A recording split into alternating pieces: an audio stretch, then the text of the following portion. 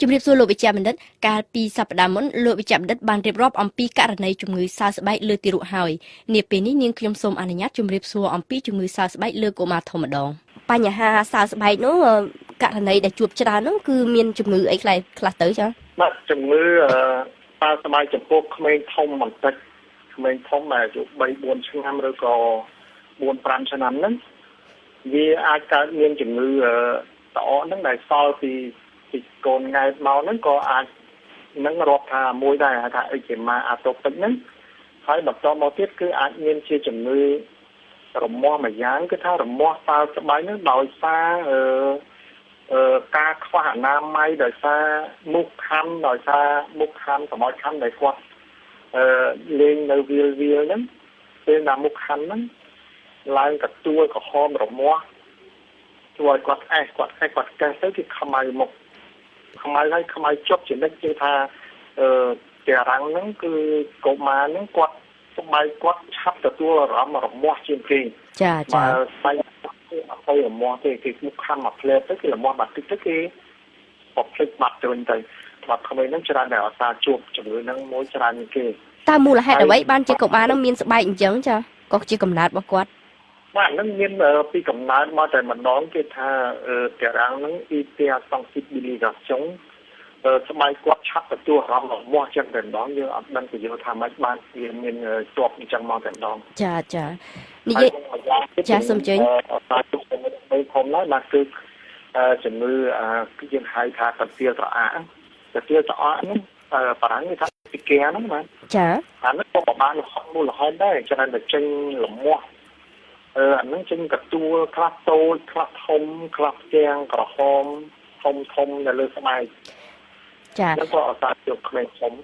ចាស់គេពេកអ្នកខ្លះចាស់ពីដើមតែយល់ថាបើក្មេងកើតទៅទារអាតមកពួកគាត់នឹងមានព្រូននៅក្នុងខ្លួនមានសត្វដង្កូវនៅក្នុងខ្លួនតើជាការពិតដែរទេចាគាត់បាទហ្នឹងមិនមែនជាការពិតទេ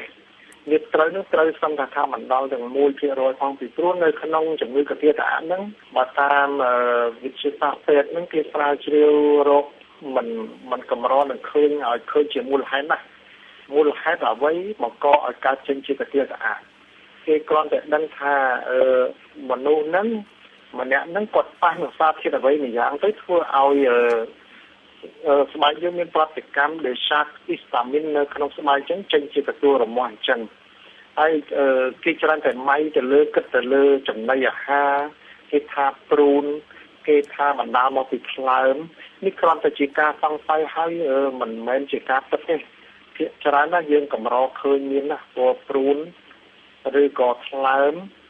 នេះគ្រាន់តែជាការសង្ស័យនៅក្នុងបច្ចេកទេសពេទ្យនៅពេលដែលគាត់រកអត់ឃើញមូលហេតុអីគាត់សង្ស័យថាមានinfection មានការបង្ករោគកន្លែងណាមួយអញ្ចឹងទៅមានជា infection viral virus ឬក៏មាន parasite ប៉ុន្តែ parasito intestinal ព្រូននៅក្នុងពោះវៀនហ្នឹងតាមដែលខ្ញុំបានសង្កេតឃើញហ្នឹងគឺកម្រឃើញមានណាយើងមិនអាននឹងវាយតម្លៃបានថាបណ្ដាលមកពីព្រូនមកពីអីចាឥឡូវនាងខ្ញុំសូមងាកមកជំវិលមកចាប់អារម្មណ៍នឹងជំងឺរមាស់ដូចដែលលោកមានប្រសាសន៍អំបញ្ញមិញអញ្ចឹងថាពីមុនមកយើងឃើញថាកុមារច្រើនណានៅក្នុងសម័យឆ្នាំ85ដល់90ហ្នឹងគឺមានករណីរមាស់ហ្នឹងសង្ឃថាគ្រប់គ្រួសារអ្នកគ្រួសារណាក៏មានគ្រួសារណាក៏មានប៉ុន្តែឥឡូវហាក់ដូចជាស្ងប់ស្ងាត់ទៅវិញតើនេះមកដោយសារតែបញ្ហាអនាម័យយើងបានគាត់ប្រសើរឬក៏យ៉ាងម៉េចដែរចា៎បាទខ្ញុំមកក៏សូមចាប់អារម្មណ៍ចំពោះសំណួរលោកស្រីដែរគឺថាមិញក៏ខ្ញុំអត់ចង់ជម្រាបបន្តពីកាទៀរត្រអាកហ្នឹងដែរជំងឺដែលតាំងពីឆ្នាំ80ផ្លាយហ្នឹងដែលរាលដាលនិយាយថារាលដាលជំងឺនេះជំងឺឆ្លងគឺគេហៅថាខ្មែរយើងមិនជាហៅថាអាត់អញ្ចឹងតែខ្ញុំមកប្រមាថនៅបកប្រែចំណាតាមភាសាបារាំងគេហៅយ៉ាល់ហ្នឹងយ៉ាល់ជំងឺហ្នឹងគឺក៏ជាបណ្ដាលមកពីសត្វល្អិតដែរមានមេយ៉ាល់ហ្នឹងតោងនៅលើស្បែកនៅតែម្ដងគាត់ជៀបចូលនៅលើតាមផ្នត់ស្បែកជាពិសេសផ្នត់ស្បែកនៅតាមចន្លោះម្រាមដៃផ្នត់ស្បែកនៅកដៃហើយនៅលើអបរិយតានៅលើប្រដាប់ភេទជាពិសេសនៅរុនទឹកនៅលើប្រដាប់ភេទរបស់ក្មេងប្រុសបរោះវ័យកណ្ដាលវ័យចាស់ក៏ដោយគឺយើងឃើញមានកទួលក្របលំមាស់នៅលើប្រដាប់ភេទហ្នឹងហើយជំងឺនេះជាជំងឺឆ្លងបើសិនជាកើតតែក្នុងប៉ែកផ្លាយហ្នឹងគឺច្រើនតែកាលនោះយើងថាជីវភាពនៅទៀតដែរ ដូច្នេះការអនាម័យក៏មានការខ្វះខាតហើយយើងគេងនៅផ្ទះមកល្វែងចឹងនៅជុំគ្នាគ្រួសារយើងដេកដំណេករួមគ្នាមកកាទៀលចឹងឪពុកម្ដាយនិងកូនចឹងទៅឆ្លងពីមួយទៅមួយក្នុងក្រុមគ្រួសារហ្នឹងបានយ៉ាងណាកើតហើយទី3អាទិត្យក្រោយមកគឺឃើញមានកើតម្នាក់ទៀតទី3អាទិត្យក្រោយមកគឺកើតចេញទៅលើម្នាក់ទៀតបាទអាហ្នឹងជាជំងឺឆ្លងហើយខ្មែរយើងបកថាជាជំងឺអាត់ឬក៏យាយមីងតាមភូមិគាត់យកទៅជួសគាត់យកបន្លាយកទៅជួសទៅគាត់ជួសឃើញមេអាត់ហ្នឹងគឺមេហ្គាល់ហ្នឹងអាចមើលនៅផ្នែកឃើញណាតោតដល់ផ្នែកនៅភ្លឺតែយ៉ាងហ្នឹងហើយបកថាអាត់តែម្ដងខ្ញុំមកក៏អត់ច្បាស់ដែរកន្លែងហ្នឹងគាត់ថាបដោះសន្នប្រើពាក្យអញ្ចឹងសិនចាគាត់ជួយផងបាទឥឡូវនេះគាត់ឃើញមានណាស់ឃើញមានដែរគ្រាន់តែថាមិនខ្លាំងក្លាដូចសម័យមុនបាទវាមិនរៀលដាល់ច្រើនអញ្ចឹងនេះទីព្រោះរៀលដាល់ច្រើនតែនៅលើអ្នកដែលរស់នៅជាក្រុងជនបទដែលគាត់មានជីវភាពមិនសូវជាធូរធារគាត់នៅផ្ទះមួយខ្នងឬមួយល្វែងអញ្ចឹងជុំគ្នាអញ្ចឹងទៅហើយកូនក្មេង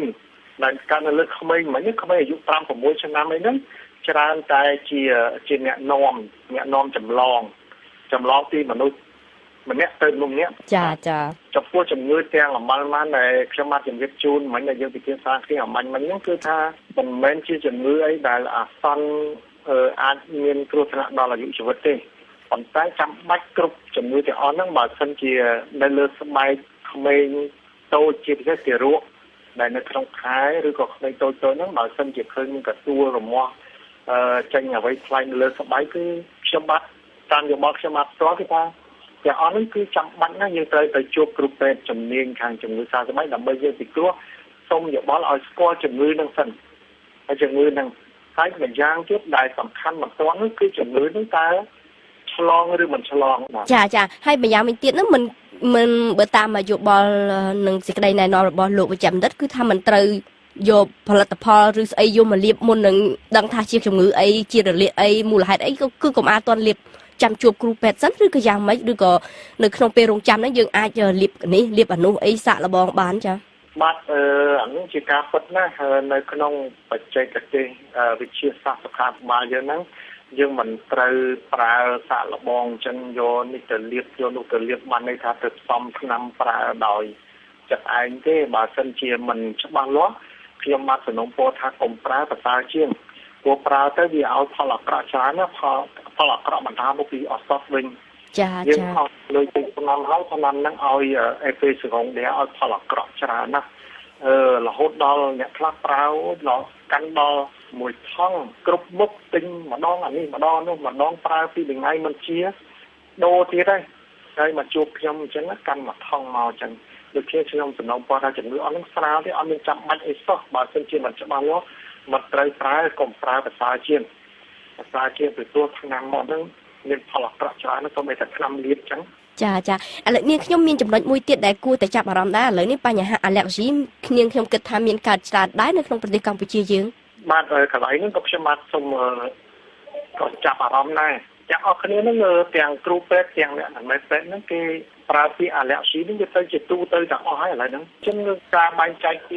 អត្ថន័យនិយមន័យនៃពាក្យហ្នឹងវាអត់ច្បាស់លាស់តែដូចខ្ញុំបានជម្រាបមិញអញ្ចឹងគឺតាំងពីកសួររមាស់តាំងពីអត្ថអញ្ចឹងឬក៏